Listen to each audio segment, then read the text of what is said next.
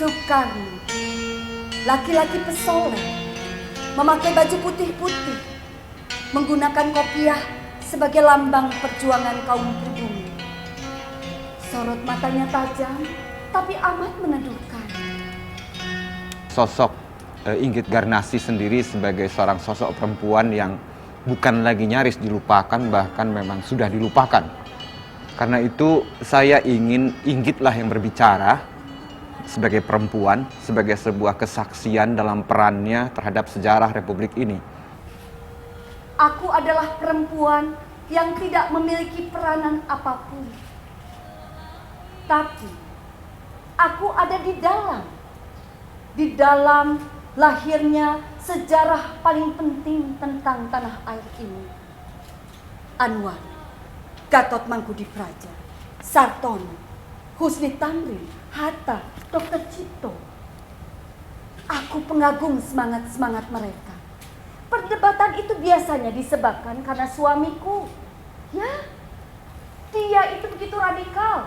Sering menyatakan keinginannya untuk memerdekakan saat ini juga.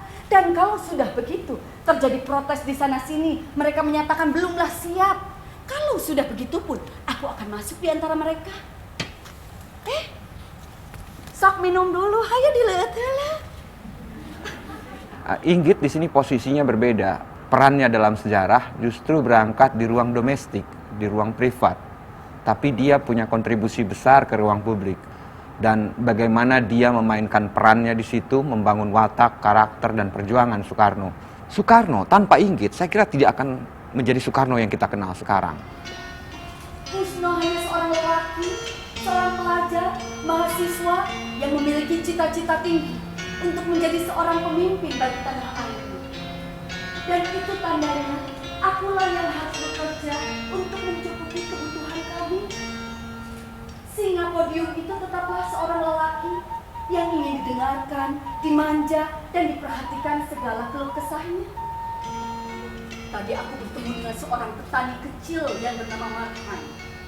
Petani itu memang kecil, tapi tidak tergantung pada siapapun. Inilah sosialisme yang dibutuhkan. Marhanisme. Ketika orang mau mengutik-utik Soekarno, itu keluarganya seperti tidak rela gitu kan. Seakan-akan Soekarno hanya milik sebuah keluarga gitu. Padahal Soekarno sebagai suatu tokoh kan milik bangsa. Bukan sejarah sebagai fakta semata, tapi sejarah sebagai satu entitas kehidupan manusia. Itu hadir di sini. Saya bisa merasakan marahnya Inggit, kesedihan Inggit. Apa yang aku takutkan selama ini datang. Lalu satu orang polisi menodongkan pistol ke arah suami. Tuan kita. Setiap hari aku berdiri di depan gerbang penjara dan berharap bisa bertemu dengan suamiku. Aku tidak menyangka puluhan buku-buku yang mampu aku selundupkan melahirkan sebuah pledo yang mengguncang dunia, yaitu Indonesia menggugat. Imperialisme modern membikin rakyat. Spiritnya adalah spirit Inggit sebagai perempuan dalam narasinya. Selangkah lagi Soekarno mau menjadi presiden, Inggit dengan serta-merta menolak untuk menerima poligami. Tapi pada intinya sebenarnya dalam peran Inggit ini bukan persoalan poligami itu yang saya masalahkan sebenarnya. Tapi bagaimana perempuan berkuasa juga pada bahasa tidak. Ketika Soekarno hendak menyerah, Inggitlah yang mengatakan tidak, jangan. Kamu tidak menyerah, kamu jangan menyerah. Soekarno, tegakkan diri. Seorang pemimpin tidak boleh dikalahkan oleh cobaan yang kecil. Tegakkan diri, Soekarno. Aku istri akan mendampingi. Ya, Happy Salma berhasil membangun emosi kita ya, dan menggugah betul-betul. Kita tadi sempat terharu berkaca-kaca. Aku jadi tinggal sekarang. Beberapa hari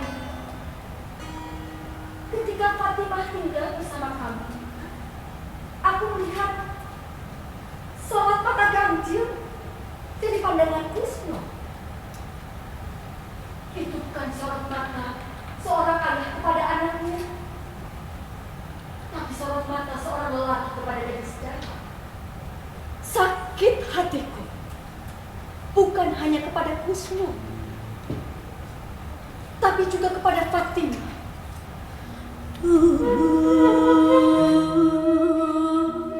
Ampun Gusti. Setiap orang dalam proses hidupnya dia jungkir balik ya. Ada kadang bahagia, kadang susah. Tapi ketika melewati proses itu, hanya orang-orang yang hebat dan tangguh dia bisa jadi pemenang dengan terhormat. Begitu Inggit, ketika dia memang dikalahkan oleh takdir, oleh keadaan, tapi dia dengan elegan, dia dengan terhormat. Itu kan berarti bukan orang-orang munafik ya, orang yang berani menghadapi kenyataan hidup. Biasanya memang begini. Itu yang saya hormati. Dia manusia yang bersikap seperti manusia. Itulah Ibu Inggit. Biarlah, aku tidak pernah menjadi istri utama. Aku tidak pernah menjadi wanita utama. Karena harga diriku tidak bisa ditukar oleh apapun, bahkan oleh istana sekalipun. Biar ini menjadi akhir perjalananku, mengantarkan seorang lelaki yang bernama Soekarno menjadi seorang pemimpin di ambang kebebasan.